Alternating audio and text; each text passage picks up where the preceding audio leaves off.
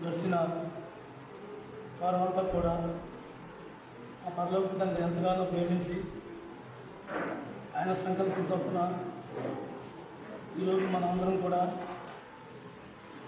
సంఘముగా కూడుకుని మందిరంలో ఆ తండ్రిని కనపరచడానికి సూచించడానికి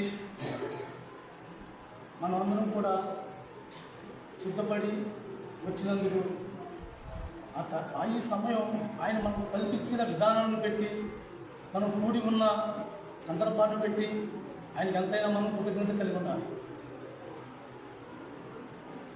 దేవుణ్ణి ఆరాధించడం అనేది అది ప్రేమతో కూడింది. ఆరాధన అంటే అర్పణ, అది నైవేద్యం అయి ఉండాలి. ఆ నైవేద్యం మన జీవితమై ఉండాలి. ఇది వారం ఏబేలుగా అలవాటైపోయింది, అలవాటుగా చెప్తున్నాడు అని మాత్రం మనం అనుకోకూడదు. ఎందుకంటే యేసుక్రీస్తు ప్రభు అంతనే ఆయనకే విసుగుదల లేకుండా చెప్పిన మాట 3-4 సార్లు చెప్పి ఉంచాడు. అలాంటిది మనం తరచుగా మర్చిపోయే అలవాటు మనకు ఎక్కువగా ఉంటుంది. కాబట్టి మనం దీన్ని ఆనవాయితీగా కాకుండా మనం ఇది ఒక హెచ్చరికగా మనం నేర్చుకునే విధానాన్ని పెట్టి మనం ఎలా జీవించాలనే దాని గురించి మనం ప్రతి వారం మనం దీన్ని ముందుగా మనం ప్రసంగించుకుంటాము. కాబట్టి దేవుణ్ణి ఆరాధించేవారు ఆత్మతో సత్యముతో ఆరాధించవాలని, అలాగే దేవుణ్ణి వర్తమానం చదువుకుని తర్వాత దేవుణ్ణి ఆరాధించాలనేది కాదు, అది తెలియక చేసేవారి పని. కానీ దేవుడు మనం అడుగు ముందుకు నడిపించాడు కాబట్టి అసలు ఆరాధన అంటే ఏంటో మనం తెలుసుకున్నాం. కాబట్టి దేవుణ్ణి మనం ఎందుకు పెట్టి ఆరాధించాలనే దాని గురించి మనం తెలుసుకున్నాం. కాబట్టి మనం ఎప్పుడు కూడా మన జీవితం దేవునికి అర్పణై ఉండాలి. మనం నడిచే ప్రతి అడుగు దేవుని వైపు కొనసాగుతుందా, లోకం వైపు కొనసాగుతుందా? ఏ సందర్భాల్లో మనం దేవుడిని విడిచిపెడుతున్నామో, ఏ సందర్భాల్లో దేవుడికి మనం దూరమై ఉన్నామో, ఏ సందర్భాల్లో దేవుడు మనల్ని హెచ్చరిస్తూ మనతో మాట్లాడుతున్నాడో, ఇవన్నీ కూడా మనం నేర్చుకోవడానికి వర్తమానం కానీ వర్తమానం విని దేవుణ్ణి ఆరాధించాలనేది కాదు. ఆరాధన అనేది ఒక గంట, ఒక పూట కాదు, ఒక రోజు కాదు. రోజు ప్రతి పూట, ప్రతి గంట, ప్రతి గడియ దేవునితో జీవించడం, దేవునితో కలిసి నడవటం, దేవుని సంభాషణ కలిగి ఉండటం, ఇది దేవునికి ఆరాధన. మనకు నచ్చినట్టుగా మనం ఏదో వినదాన్ని పెట్టి మనం మసులుకొని మనం జీవించేది కాదు. మన జీవితం యథార్థతగా ఉందా, సత్యంగా మనం జీవిస్తున్నామా అన్న దాని గురించి మనం తెలుసుకోవడానికి వర్తమానం. అలాగే దేవుణ్ణి ఆరాధించడం అనేది పానుకేసుకున్నాం, మందిరంలో పనిచేసాం, ఇంకోటో కాదు. మనం చెల్లించవలసిన క్రయము మన శరీర యొక్క ఆలోచనలు కానీ, మన ఇష్టాన్ని కానీ, మనకు నచ్చిన సంతోషాన్ని కానీ దాన్ని విడిచిపెట్టుకోవడమే దేవునికి ఆరాధన. దేవునికి ఇష్టమైనది చేయటం, దేవునికి ఇష్టంగా మనం జీవించడం దేవునికి ఆరాధన. అలాగని ప్రతిదీ సంతోషమే కదా అని మనకు సంతోషించేది కాదు, దేవునికి సంతోషకరమైనది మనం చేయడం దేవునికి ఆరాధన. కాబట్టి మనం ఎప్పుడు కూడా ఫస్ట్ దేవుని పట్ల విశ్వాసం కలిగి ఉండాలి. దేవుని పట్ల మనం విన్నది నేర్చుకునేలా ఉండాలి. నేర్చుకునే దాన్ని బట్టి, మనం అనుభవించిన దాన్ని బట్టి ఎరటి వారికి చెప్పే విధంగా ఉండాలి. అది దేవునికి ఆరాధన. ఏదో వాటిని చదువుకున్నాను, దేవుడు నేర్పినాను, మాటలు పెట్టి నేను చెప్తున్నాను, దాన్ని బట్టి నేను గొప్ప అని అనుకుంటే అది పొరపాటు. ఎందుకంటే అలా అనుకున్న వాళ్ళు అనేక మందిని ఏంటి యేసుప్రభు ఏమన్నాడు, మీరు ఎవరో నాకు తెలియదు అన్నారు. కాబట్టి రేపు మనం కూడా ఆసక్తిలోనే ఉంటాం. మనం విన్నదాన్ని బట్టి, నేర్చుకున్న దాన్ని బట్టి మనం చెప్పడం కాదు. జీవితంలో మనం దేవుని పట్ల ఏమైతే అనుభవించామో ఆ అనుభవాన్ని ఎలాంటి వారికి నేర్పించడం, వారికి మార్గం. యేసుక్రీస్తు ప్రభు తండ్రి దగ్గర ఎలాగైతే చెప్పిన మాట చెప్పినట్టుగా తను పాటించి మనందరికీ నేర్పించాడో, మెల్కీసెదెకు యొక్క క్రమం చొప్పున ఆయన ఎలాగైతే నేర్చుకున్నాడో అలాగే మనం కూడా నేర్చుకుని దాన్ని వెనకవాడికి చెప్పాలి. లేకపోతే యేసుప్రభువు ఏమంటాడు, మీరెవరో నాకు తెలియదు అంటాడు. ఎందుకంటాడు, వాళ్ళంతా కూడా దెయ్యాన్ని వెళ్ళగొట్టడం, స్వస్థతపరుస్తూ అద్భుతాలు చేయడం, మందిరాలు కట్టడం, ఇవే దేవుడి పనులు అనుకున్నారు. కానీ అసలు దేవుడి పని ఏంటి? యేసుక్రీస్తు ప్రభు ఏమని చెప్పాడు, సర్వ సృష్టికి మీరు సువార్త ప్రకటించి వారిని నా శిష్యులుగా చేసి వారికి బాప్టిజం ఇవ్వండి అని చెప్పాడు. కానీ ఇవాళ వాక్యం ఎలా ఉంది, అలా ఒక మందిరానికి వెళ్తే అక్కడ అద్భుతాలు జరుగుతాయి, ఒక మందిరానికి వెళ్తే స్వస్థత వస్తుంది, ఒక మందిరానికి వెళ్తే అక్కడ మనం అనుకున్నది జరుగుతుంది. ఇలా ఒక రకరకాలుగా జరుగుతుంది. కానీ యేసుక్రీస్తు ప్రభు నామమున ఎవరు గద్దించి ఆయన అడిగినా ఆయన ఆ యొక్క కార్యాలు నెరవేరుస్తాడు. దేవుడు నమ్ముకున్నామని కాదు, దేవుడు నమ్ముకోలేదని కాదు, విశ్వాసం కలిగి దేవుడిని అడిగింది ప్రతిదీ ఆయన చేస్తాడు. అందుకునే వాళ్ళు అన్నాడు, మీరెవరో నాకు తెలియదు, అక్రమం చేయవాళ్ళారా మీరెవరో నాకు తెలియదు అన్నాడు. మత్తయి సువార్త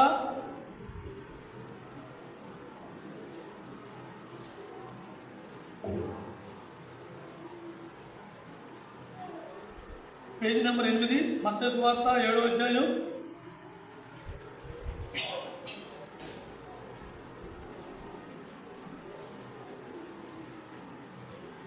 మత్తయి సువార్త 7వ అధ్యాయం 22-23 వచనాలు. పేజీ నెంబర్ 8 మత్తయి సువార్త 7వ అధ్యాయం 22-23 వచనాలు.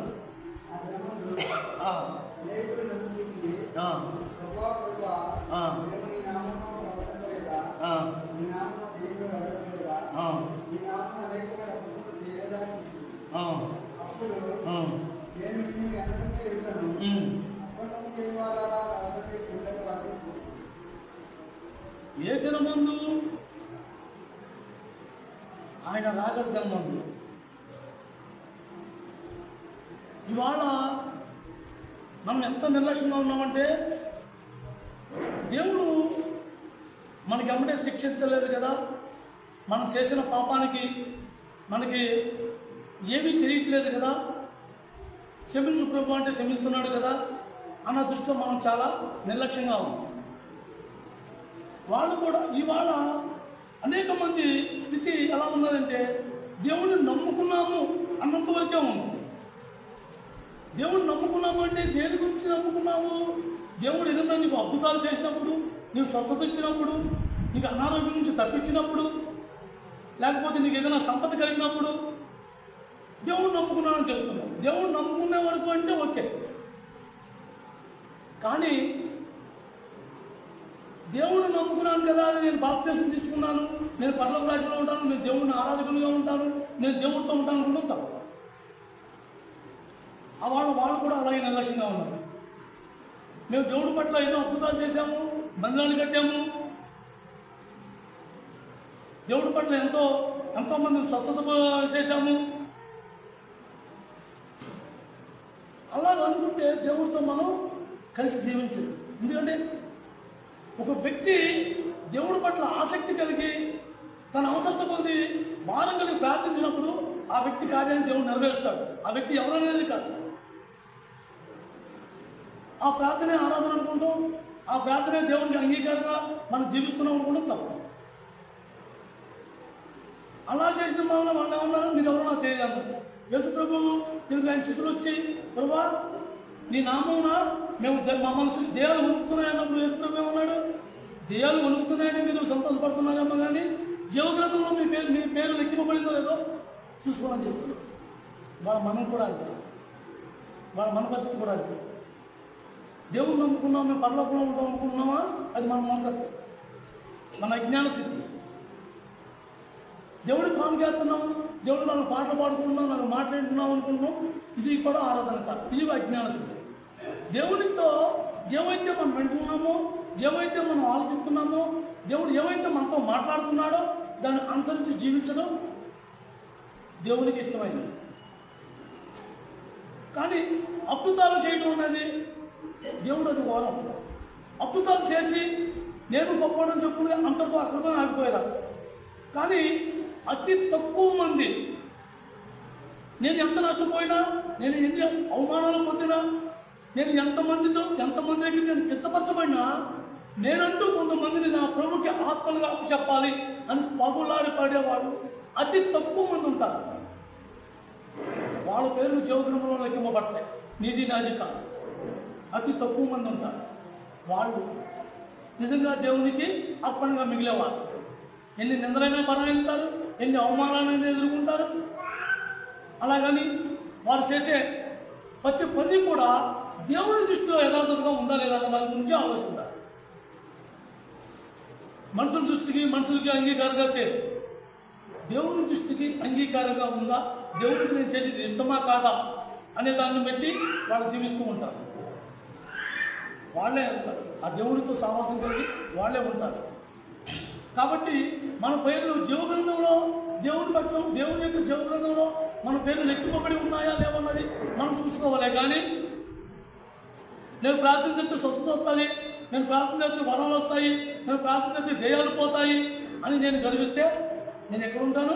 నువ్వెవరికో నాకు తెలియని స్థానంలో. కాబట్టి మనం ఎలా జీవిస్తున్నామో మనం మెలుగు కలిగి ఉన్నది. దేవుడు నమ్ముకునే స్థాయి నుంచి మనం ఇంకొక అడుగు ముందుకు నడవాలి. ఏ అడుగు ముందుకు నడవాలి? ఏ విధంగా ముందుకు నడవాలి? ఆ యేసుక్రీస్తు ప్రభు స్వరూపంలోకి నేను నడవడానికి సాగిపోతున్నా ఉన్నట్టుగా మా గురుగారు అర్థం చెప్తుంటారు. దాన్ని బట్టి మనం ముందుకు కొనసాగటానికి మనం సిద్ధపడుతూ ఉండాలి. అంతేగాని దేవుడు నమ్ముకున్నాము, నేను దేవుడికి అర్పణగా ఉన్నాము, మేము ఎంతో ఆత్మీయంగా జీవిస్తున్నాము, దేవుడి పట్ల మేము ఎంతో ఆసక్తి కలిగి ఉన్నాము అనుకుంటే చాలా మన బుద్ధిహీనత. కాబట్టి మనం చాలా మెలుగు కలిగి ఉంటారు. మత్తయి సువార్త 8వ అధ్యాయం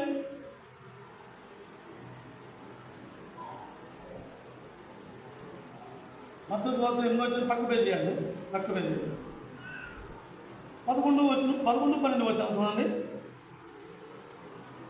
11-12 వచనాలు.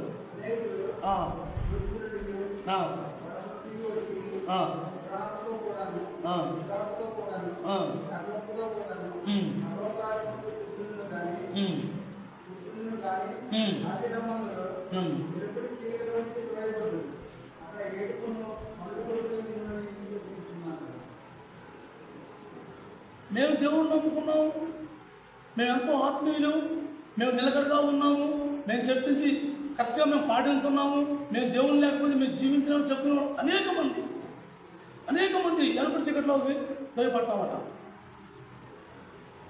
తూర్పు నుంచి పన్నెండు నుంచి అనేక మంది ఆయన ప్రార్థించేవాడు ఉంటారు. అంటే ఎవరైతే దేవుణ్ణి తెలుసుకునే ఆసక్తి కలిగి భయభక్తులతో ఆయన వైపు తిరుగుతారో వాళ్ళు. ముందు నుంచి మేము ఎన్నో తరతరాలు బట్టి మా తాతల గారి నుంచి మేము దేవుడిని నమ్ముకున్నాం, మేము ఎప్పుడు బట్టో బాబులేసాము, 30 సంవత్సరాలు బట్టి బాబులేసిన మేము తీసుకుని మాకన్నా మీకు ఎక్కువ ఏం తెలియదు, మాకు అన్నీ తెలుసు అనుకున్నవాడు ఎవరు కూడా దేవుడితో ఉండరు. అలాంటి అజ్ఞానంతో మనం ఉన్నామా? మనం కూడా ఎప్పుడు చీరలో ఉన్నాం. ఎప్పుడైతే దేవుని పట్ల ఆసక్తి కలిగి దేవుని ఎదుట ఎప్పుడు కూడా దీనత్వం కలిగి ఏమీ తెలియని చిన్నపిల్లవాడి మనస్తత్వం కలిగి మనం ముందు నుంచుంటామో అప్పుడే దేవునితో సమాసం కలిగి ఉంటుంది. ఎందుకన్నాడు ఆ మాట? 2 వర్షాలు పైన చదవండి, 8వ వచనం కానీ చదవండి.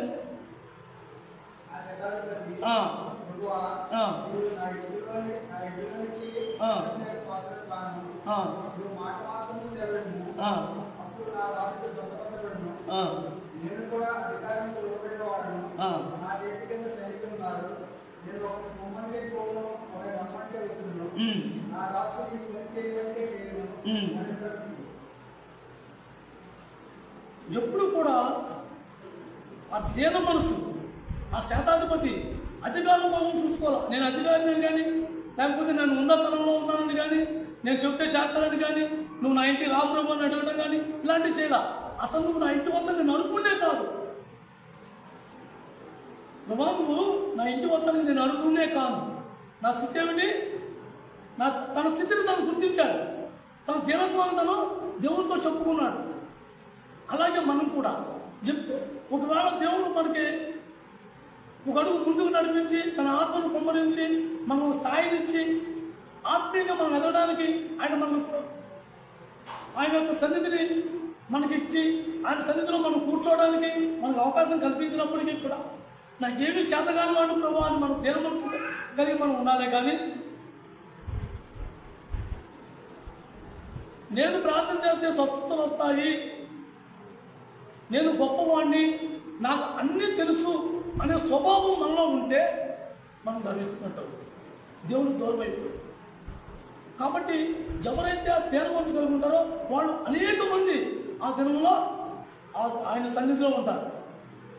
కానీ దేవుణ్ణి నమ్ముకున్నాము, మేము తరతరాలను బట్టి మా తాత పుస్తకాల నుంచి కూడా మేము బైబిల్ వదలని, మేము బయటకు రాము అనుకుని చెప్పుకున్న వాళ్ళు అనేక మంది వెలుపరిచేటట్లు. అందుకనే యేసుక్రీస్తు ప్రభు అన్నాడు, కడపటి వారు మునుపటి వారు అవుతారు, మునుపటి వారు కడపటి వారు అవుతారు. మనం ఆసక్తితో ఆలోచించుకోవాలి. దేవుని పట్ల దేవుని వాక్యాన్ని విన్నదాన్ని ఉన్నట్టుగా మనం నడుచుకోవడానికి ప్రయత్నించుకుని మనకు చేత కాకపోతే ప్రభు దేవుడు కూర్చుని బాధపడాలి. మనం ఎప్పుడు కూడా మన దినత్వాన్ని మనం గుర్తెరగాలి. వ్యభిచారం చేస్తూ పట్టుబడ్డ స్త్రీ ఏమంది, అందరూ వెళ్ళిపోయిన తర్వాత కూడా ఏంటి ప్రభు అందరూ వెళ్ళిపోయారు, నన్ను పంపించే అని అడగల. ప్రభు ఏమంటాడో ఆ ప్రభు ఎన్ని మాట విందామని దీన మనసు కలిగించుంది. ఆ ప్రభు ఏం చెప్తాడో ఆ ప్రభు మాట విందాం. నన్ను ఈ రోజు ప్రభు లేకపోతే నా జీవితం అయ్యేది హింసించి హింసించి హింసించి నా ప్రాణాలు కోల్పోయేదాన్ని నేను.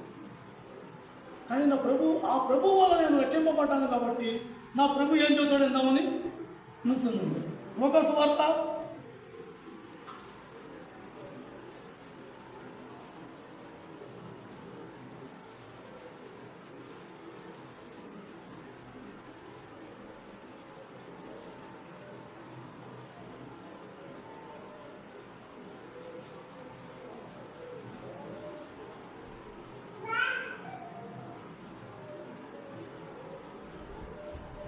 8 ఎప్పుడైతే మన దీనత్వం ఆ స్త్రీలాక మనం కూడా ఎప్పుడు నా ప్రభు ఏం చెప్తాడో నేను వినాలి. ఎందుకు? మన పాప శిక్ష నుంచి మనల్ని విడిపించాడు, మరణ శిక్ష నుంచి మనకి విడిపించాడు. కానీ మన దృష్టి ఎలా ఉంటుందంటే, నేను దేవుడిని నమ్ముకున్నాను, నేను పాపనేషన్ తీసుకున్నాను కాబట్టి నేను ఎంతో ఆత్మీయురాలు, నాకు ఇంకా తిరుగులేదు, నేను దేవుడితో ఉంటాను. ఈ సంభాషణలో మనం ఉంటాం. కానీ ఎప్పుడైతే దేన మనసు కలిగిన వాడు దేవుని దగ్గర హెచ్చింపబడతాడు, తను తగ్గించుకున్నవాడు దేవుని దృష్టిలో హెచ్చింపబడతాడు. ఆత్మీయంగా నేను ఎంతో గొప్పవాడని చెప్తున్నాను ఎప్పుడు కూడా దేవుని దృష్టిలో మనం వెలుపడి చేయడంలోనే ఉంటాం. దేవుడు దాని గురించి యేసుక్రీస్తు ప్రభు ఉపమానం చెప్పినప్పుడు ఏమన్నాడు? 2 వ్యక్తులు దేవుని మందిరానికి వెళ్ళినప్పుడు పరిచయుడు శాస్త్రుడు ఏమని ప్రార్థించాడు? అయ్యా, నేను వారానికి 2 మార్లు నీకు ఉపవాసం ఉన్నాను, మధ్యాహ్నం నీకు దశమ భాగం ఇస్తున్నాను. లోకాసు వార్త 18వ అధ్యాయం పేజీ నంబర్ 70.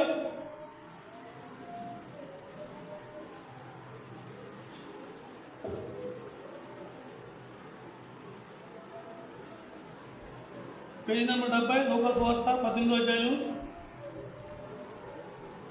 9 నుంచి 14 వచనాల వరకు చదువుకున్నామండి.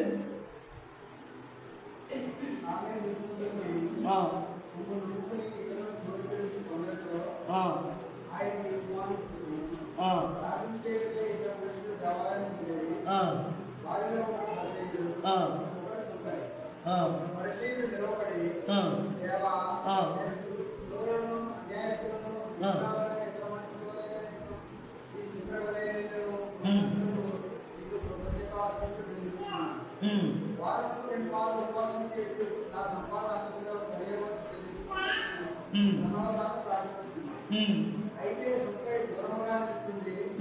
ఆకాశంపై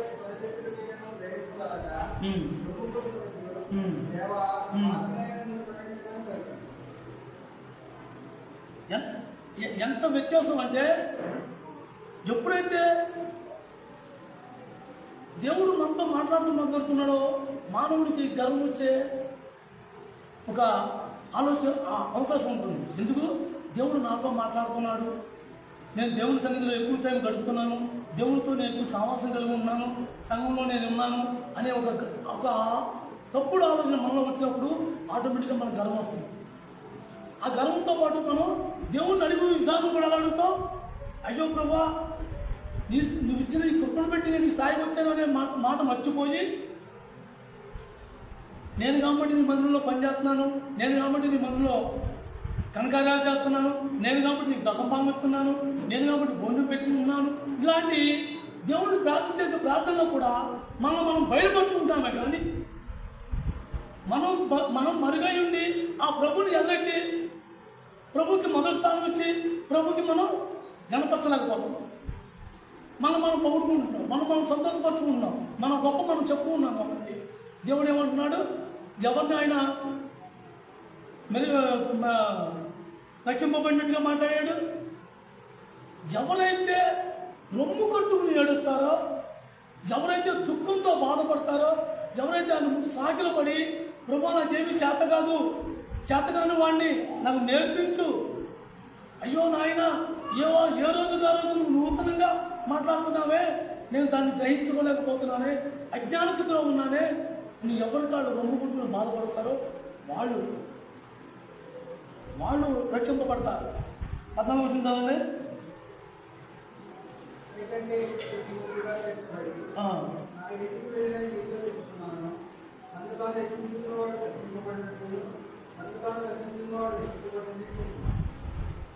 ఎవరు నీతిమంతుడయ్యాడు? ఎవరైతే దేన మనసు కలిగి దేవుని ముందు సాగిల పడి దేవుని ఎదురు కన్నులెత్తి కూడా చూడలేక దుఃఖిస్తూ బాధపడుతూ ఉన్నాడో వాడు నీతిమంతులను చేర్చబడ్డాడు. అంటే దేవుడు అక్కడ ఏమని చెప్తున్నాడు మనకు అర్థం? మనం చేసే నీతి క్రియలు కాదు, మురుగుట్లు లాంటివి. దేవుని నీతి నెరవేర్చడం అది నీతి క్రియ. మనం చేసే అన్నీ కూడా వ్యర్థమై అవి దేవునికి అంగీకారంగా ఉన్నాయా లేదా, దేవునికి ఇష్టంగా ఉన్నదా లేదా, దేవుడు అంగీకరిస్తున్నాడా లేదా, ఇది మనకు అవసరం. కాబట్టి మనం ఎలాంటి మనస్తత్వం కలిగి మనం దేవునికి అర్పణ అర్పిస్తున్నామో అది మనం గ్రహించుకోవాలి, ఆలోచన కలిగి ఉండాలి. మనం ఎప్పుడూ కూడా ఒక మొదటి స్థానాన్ని కోరుకుంటామో లేక ఒక ఉన్నత స్థాయిని కోరుకుంటామో, నా సంతోషాన్ని నేను చూసుకోవడమో, నన్ను నేను గణపరచుకోవడమో, ఇలాంటి మనస్తత్వం కలిగి ఉన్నప్పుడు మనం నీతి మందిరం తీర్చబడాలి. మనం నీతి మందిరం తీర్చబడాలి అంటే మనం ఎలా ఉండాలి? దేవుని ముందు ఎప్పుడు చిన్నపిల్లల మనస్తత్వం కలిగి దీన మనసుతో దీనిలో ఆయన దగ్గర మనం సాగిలపడి దుఃఖిస్తూ ఉండాలి. ఆ దుఃఖించినప్పుడు దేవుడు ఆయన తిరుగుతాడు. మనం ఏ స్థితిలో ఉన్నామన్నాడు. మన స్థితి అంటే మనకు తెలుసు. మనం దేనికి ఎన్నిక లేని వాళ్ళం, దేనికి పనికిరాని వాళ్ళం, మనం అతిశయపడటానికి మనం ఏపాటి వాళ్ళం. మన దగ్గర ఏముంది? ఒక మంచితనం ఉందా, ఒక నీతి ఉందా, ఒక దాన ధర్మం చేసే గుణం ఉందా, ఒకరు ప్రేమించే మనస్తత్వం ఉందా? ఏమీ లేని మనకు నేను గొప్పవాడిని చెప్పుకున్నాను కదా ఎక్కడో. కాబట్టి మనం ఎప్పటికప్పుడు మనం తగ్గించుకునే స్వభావంలో ఉన్నప్పుడు దేవుడి ఎదుట మనం నీకు మనం తీర్చబడతాం. యోహాను సువార్త 8వ అధ్యాయం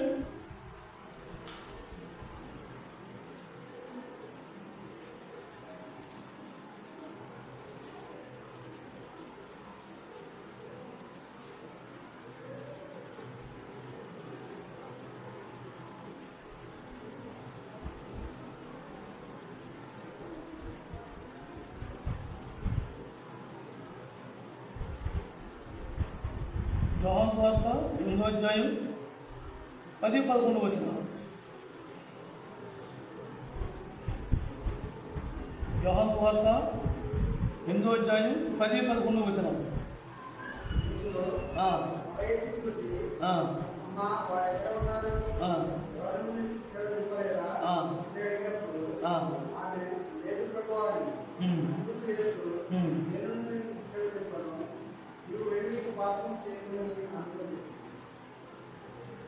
యేసు ప్రభువు వాళ్ళతో ఏమన్నాడు? మీలో ఎవరు పాపం చేయని వారు వాళ్ళు ఆ రాయేసుకుని కొట్టండి అని చెప్పాడు.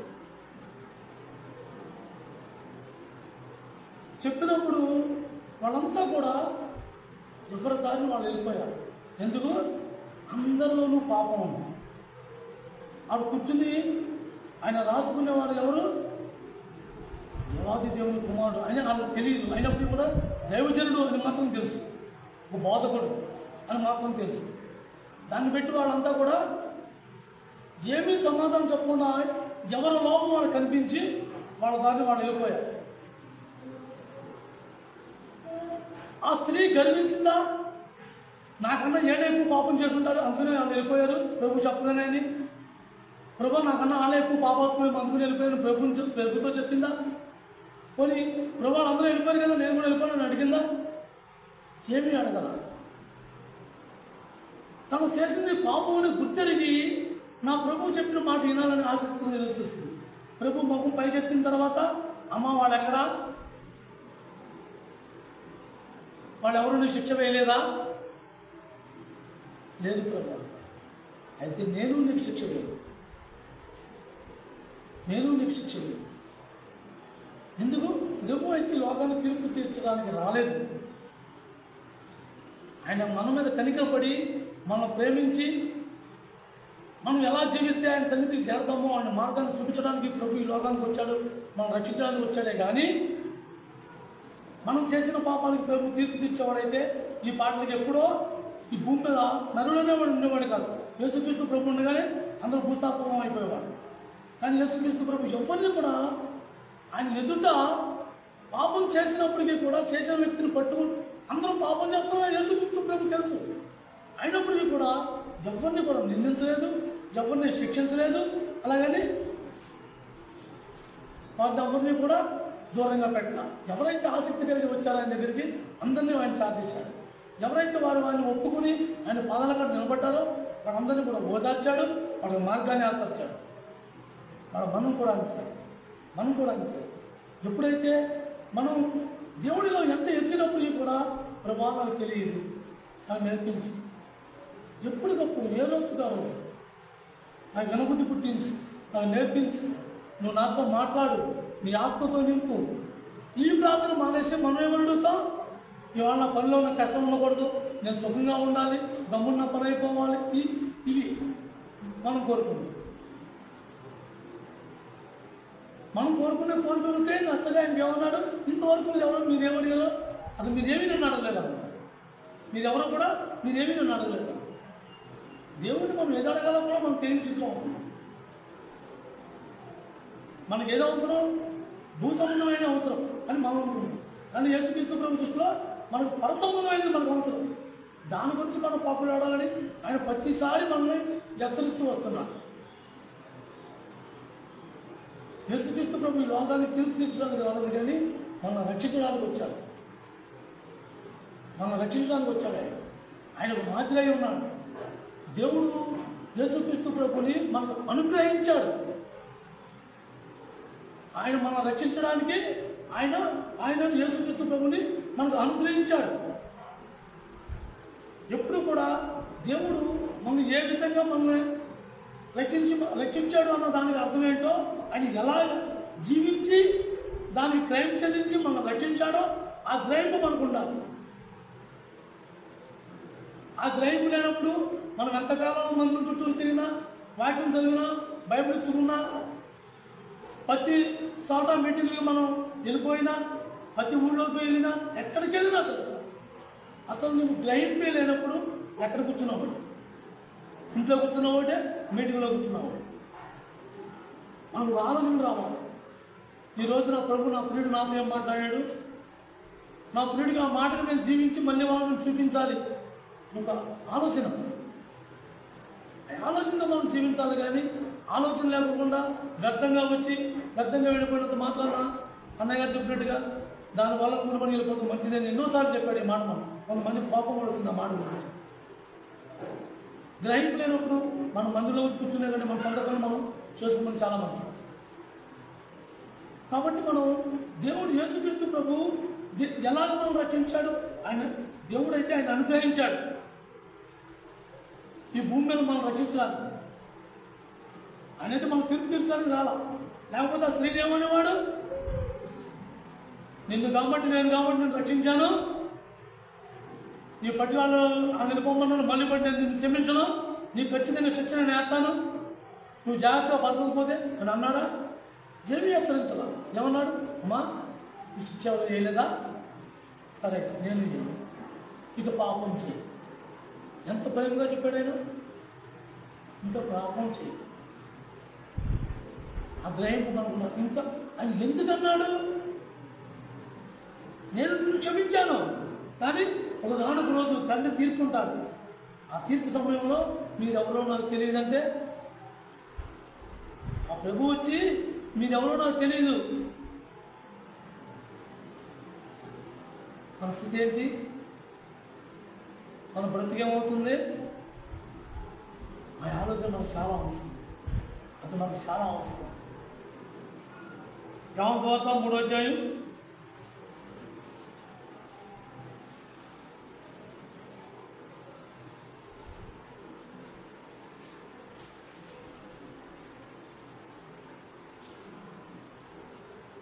82 యోహాను సువార్త 3వ అధ్యాయం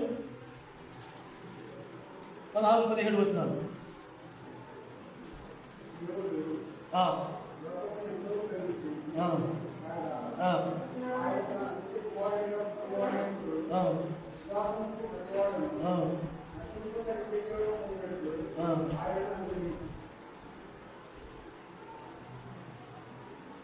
ఆయన యందు విశ్వాసం ఉంచువారు నశింపక నిత్య జీవము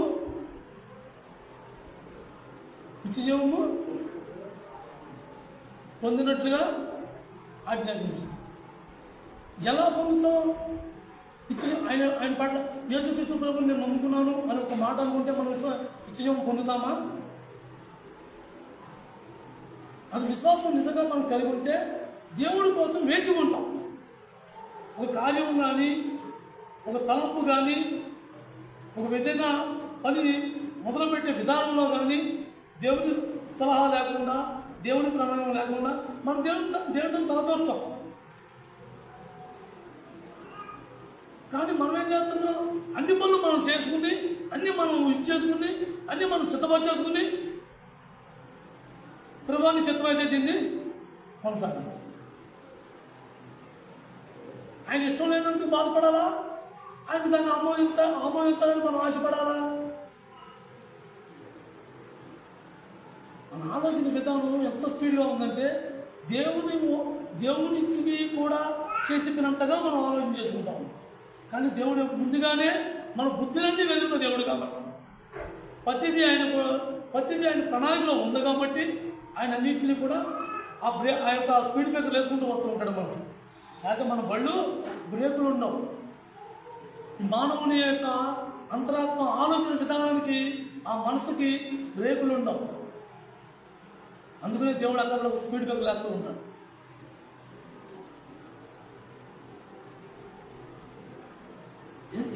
ఆయన్ని అనుగ్రహించిన విధానం దేన్ని పెట్టి మనం నిత్యజీవం పొందుతాము? యేసుక్రీస్తు ప్రభు ఎలాగైతే జీవించి ఈ భూమి మీద తండ్రితో ఏమని చెప్పాడు? తండ్రి, ఈ భూమి మీద నిన్ను మహిమపరిచితిని. అలాగే ఈ భూమి మీద మనం దేవుణ్ణి మహిమపరిచితే అప్పుడు ఆ నిత్యజీవానికి మనం వారసుతాం. ఆ నిత్యజీవానికి మనం అప్పుడు వారసుతాం. నేను దేవుడు నమ్ముకున్నాను. ఈ దేవుడు నమ్ముకున్నాను అన్న పదమే సరిపోతుంది జీవితకాలం అంతగా. నేను దేవుడి కోసం వేచి ఉన్నాను, దేవుడి మార్గంలో నేను నడవడానికి, దేవుడి మార్గంలో నేను ఎన్నుకున్నాను, దేవుడు నన్ను ఏర్పరచుకున్నాడు కాబట్టి ఆయన కోసం నేను జీవించడానికి ఇష్టపడుతున్నాను అనే ఆసక్తి కలిగి ఉన్నాను. ఆ ఆసక్తి చాలా తక్కువ మందికి ఉంటారు. ఆ ఆసక్తితో జీవించేవాళ్ళు వాళ్ళు ఆరాధకులు.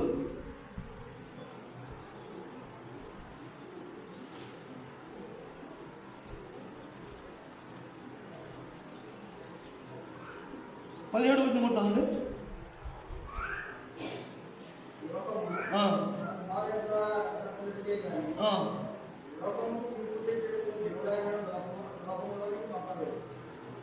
ఆ స్త్రీని ఎలా రక్షించాడు? ఆయన మనమల్ని అడ్డంగా వెళ్ళిపోయి మీరు ఎవరు ముందు కొట్టండి నేను ఉంటానని ఇలా చెప్పలా.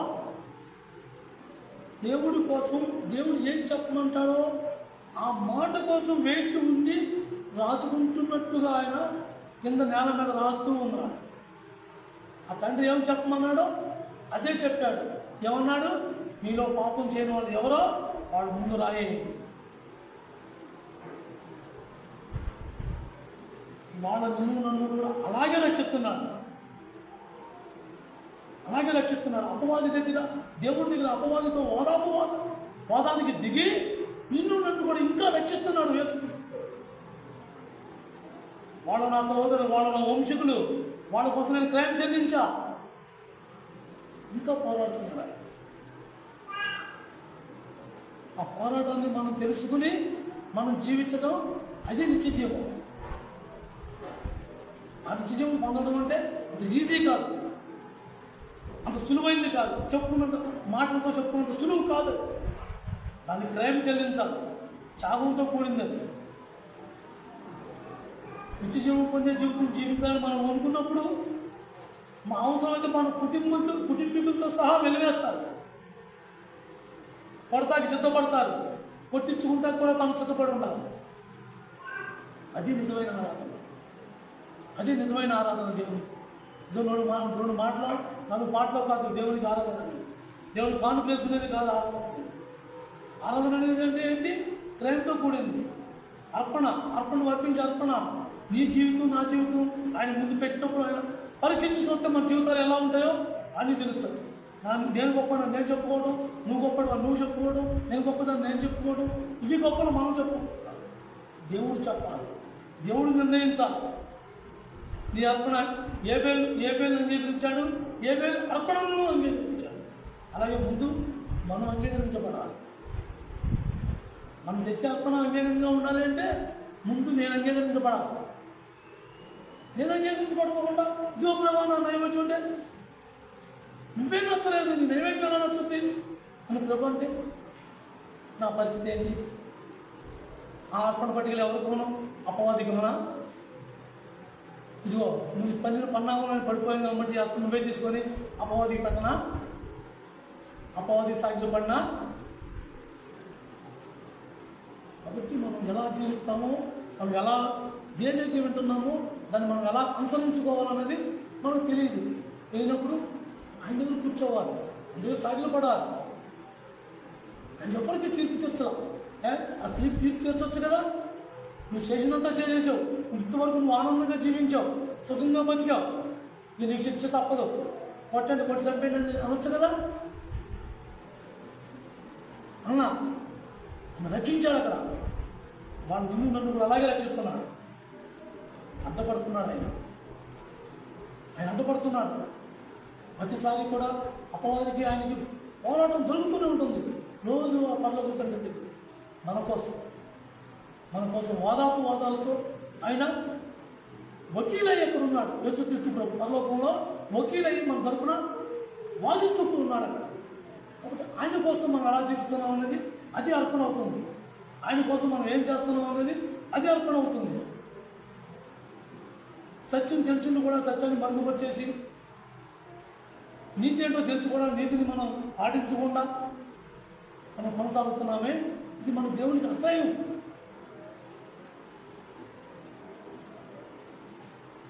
లూకా సువార్త 11వ అధ్యాయం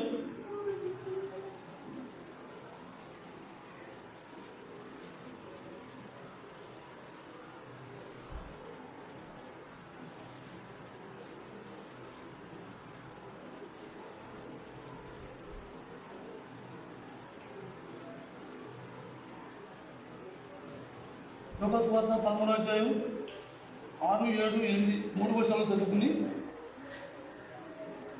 3 వర్షాలు చదవండి. ఆయన వారితో ఉపమానం చెప్తున్నాను. ఒక మనిషిని రాష్ట్రకోటలో అతడు దాని పండు వెలబోసినప్పుడు ఏమీ దొరకలేదు. కనుక అతడు ఇదిగో 3 ఏళ్ల నుండి నేను ఎందరూ తెచ్చిన పండు వెతుకుతున్నాను కానీ ఎనిమిది దొరకలేదు. వీటిని నరికివేయము. దీనివల్ల ఈ భూమిలో ఎలా వ్యక్తమైపోవాలని నాచికోవడం మారిపోతున్నాను. అయితే వాడు నేను దాని చుట్టూ ప్రతి 20 వరకు ఈ సంవత్సరం కూడా ఉన్నాను. అది ఫలించినా సరే నేనేగా నరికించి వేయమని అతనితో చాలు. ఆ తండ్రి నువ్వు వాదిస్తున్నావు కదా, వాళ్ళు ఆ ఏబేల్లో ఇంతవరకు ఏమీ మార్పు రాలేదే, ఎందుకు వాళ్ళు కూర్చోవడం ఆ ప్లేస్ దండగా అడుగుతున్నాడు దేవుడు. తీసే ఆ చెట్టు ఆ మొక్కొద్దు తీసే అని దేవుడు అడుగుతున్నాడు. ఆ పొలం ఏమీ లేదు అక్కడ, దాంట్లో పొలం రాలా, ఆ పొలం నిన్ను కోసుకోవడానికి ఏమీ లేదు అక్కడ దేవుడు అడుగుతున్నాడు. నువ్వేమన్నాడు, నాయన ఇంకొక సంవత్సరం టైం అయినా నేను సరిచేస్తా, నేను బాగు చేస్తా, నీకోసం నా కోసం అలా వాదిస్తున్నాడు. ఆ పరలోక తండ్రి దగ్గర చూపిస్తున్నాడు. వాళ్ళెవరూ నశించుకోవడానికి వీరలేదు, వాళ్ళెవరూ ఆ నరకంలో పడడానికి వీరలేదు. వాళ్ళని నేను బాగు చేస్తాను, నేను చూపించిన మార్గాన్ని వాళ్ళు మరొకసారి నేను తెలియపరుస్తా, ఆ మార్గం మళ్ళీ కనుమరుస్తాను. వాళ్ళకి ఆ మార్గంలో నడుస్తారు. వాళ్ళంతా నా చెల్లెళ్ళు, నా తమ్ముళ్ళు, వాళ్ళెవ్వరూ కూడా నన్ను విడిచిపోవడానికి వీరలేదు. ఈ గ్రహింపు మనం ఉన్నాం. ఆ గ్రహింపులో మనం నడిచినప్పుడు ఆ తండ్రి పోరాటానికి తగిన పొలం మన నుంచి దేవుడు కోసుకుంటారు. ఆ పొలం పొందాలి అంటే మనలో కాదు, మనం చేయలేనప్పుడు యేసుక్రీస్తు ప్రభు ఆ తండ్రి కోసం ఎలా వేచి ఉన్నాడో అలాగే యేసుక్రీస్తు ప్రభు చూపించే మార్గంలో మనం నడవడానికి మన వల్ల కానప్పుడు ఆ ప్రభు పాదాల దగ్గర కూర్చోవాలి. తండ్రి నువ్వు చెప్పావు కదా, నాకు ఆదరణకర్తన్నావు కదా, నాలో నింపు. ఆ చేతకాట్లా నేను నీకు ఆరాధనగా నేను జీవించలేకపోతున్నాను, నేను నిజమైన అర్పణని కల్పించలేకపోతున్నాను, నాకు ఆ శక్తి లేదు, నేను నిజంగా నీకోసం నేను జీవించట్లా. మనం నిజంగా ఆ యొక్క పరిచయంలాగా ఆ యొక్క సొంకర్లాగా మనం రొమ్ము కొట్టుకుని ఏడ్చిన స్థితిలో మనం ఉన్నామా? ఉంటే ఖచ్చితంగా దేవుడు ఆ కార్యం మనలో చేస్తాడు. నాకు చేత కావట్లేదు ప్రభా, నేను జీవించలేకపోతున్నాను, నాకు నిజమైన జీవితం కావాలి, నిజమైన క్రైస్తవ జీవితం నేను జీవించాలి, కానీ నా వల్ల కావట్లేదే. దారి ఉంది, ఆ దారిలో నేను నడవలేకపోతున్నాను. ముళ్ళు ఉన్నాయి, పాములు ఉన్నాయి, తేళ్లు ఉన్నాయి, కానీ అది మార్గం, అదే మార్గం, రెండో మార్గం లేదు. నేను నడవాలి, కానీ నాకు చేత కావట్లేదు. మళ్ళీ దేవుడు నీకు నాకన్నా ముందు ఆయన నడిచిన మార్గం ఆ యేసుక్రీస్తు ప్రభు ద్వారా మళ్ళీ మనకి చూపిస్తున్నాడు. మనం ఏ మార్గంలో నడుస్తున్నామో, మనం ఎలా నడుస్తున్నామో మనం ఆలోచన కలిగి దేవుని పట్ల ఆసక్తి కలిగి విన్న దాన్ని మనం అనుసరించడమే దేవునికి నిజమైన ఆరాధన. అలాంటి ఆరాధనలు కావాలి. కానీ మందిరంలో వచ్చి కూర్చుని ఇది 4 మాటలని పాలు పెలుసుకుని వెళ్ళిపోయేది ఆరాధన కాదు. ఆరాధన అనేది యథార్థత కలిగి ఉండాలి. రోజులో ఒక గడి అయినా దేవుడి కోసం మనం జీవిస్తున్నామా లేదా అని ఆలోచన కలిగి ఉండాలి. ఎంత టైం ఉన్నా నాకే సరిపడలా, దేవుడి కోసం ఎక్కడ జీవిస్తాను? దేవుడి కోసం జీవించే జీవితం ఒక గడి అయినా చాలు. ఒక రోజులో ఒక గడి అయినా నేను జీవిస్తున్నాను, నా ప్రభు కోసం, ఈ గడి నా ప్రభు కోసం నేను నిలమగలిగానా అనే ఆశ మనలో ఉన్నప్పుడు, అది మనం నెరవేరినప్పుడు, అప్పుడు దేవుడు ఈయన నా ప్రియ కుమారుడు, ఈయనందుకు నేను ఆనందిస్తున్నాను అని చెప్పాలి. అది నిజమైన అర్పణ. అలాంటి అర్పణ కోసం దేవుడు చూసుకుంటే అందరినీ కాదు, మా సమయంలో తీసుకున్నారు.